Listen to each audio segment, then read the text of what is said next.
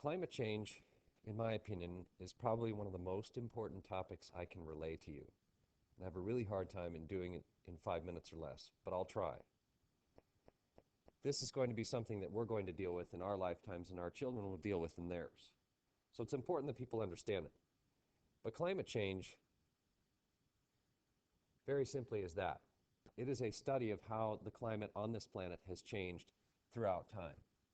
And what you can see in this diagram is what we're looking at is a lot of data gathered together to produce this graph you see of how the temperature on this planet has changed throughout time. Here is about 600 million years ago. So we're talking about, this is looking very, very far back in time. You can see this was a warm period, this was a warm period, here it was really warm, here it was really warm, and here's today. Weird. But the important part to notice is what it's doing, this. So there's a lot of stuff going on, but this is essentially, the only reason I show you this graph is so that you understand that climate has changed, and it's been much colder, and it's been much warmer, or as warm as it is today. So that information is what this graph shows.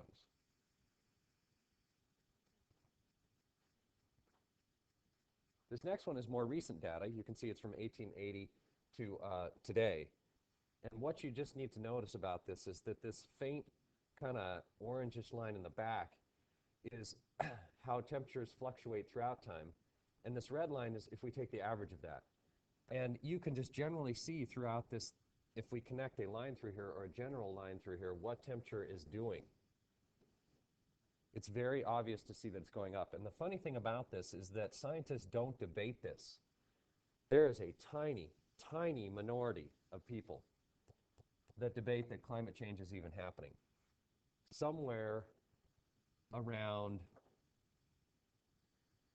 95% or greater of scientists agree that climate change is happening.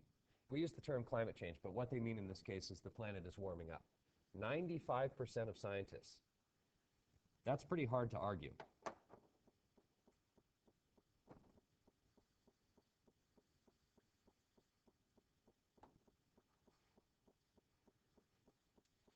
So what are some signs that change is happening? Well, we have a rise in sea level. We have an increase in greenhouse gases. Glaciers, and they've measured 160,000 glaciers all over the world on every single continent. They are receding. And we compare it to past climates.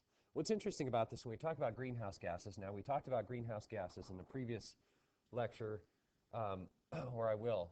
This is CO2 and methane and various others.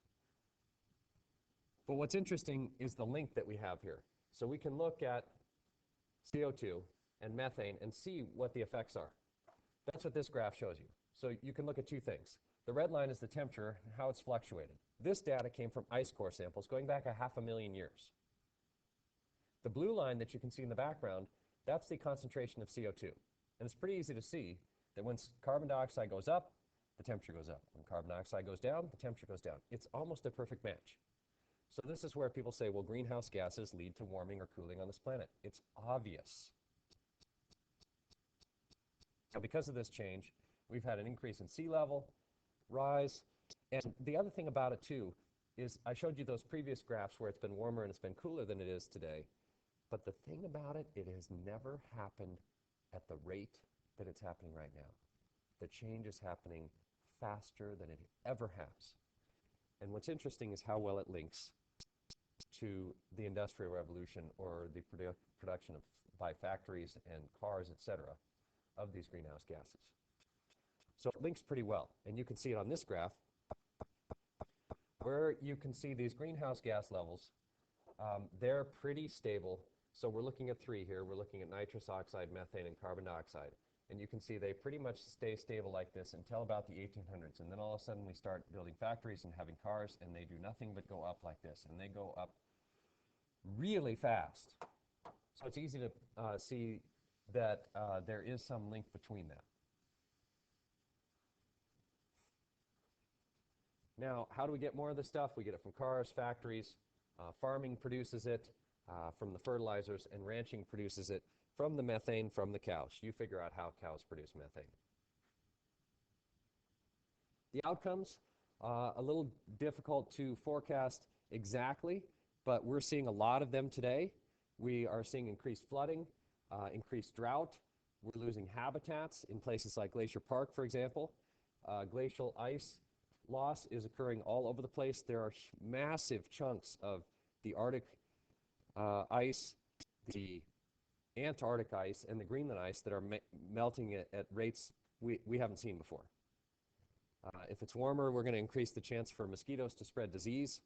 So all of these things are possible effects. What scientists do debate is how fast that might happen.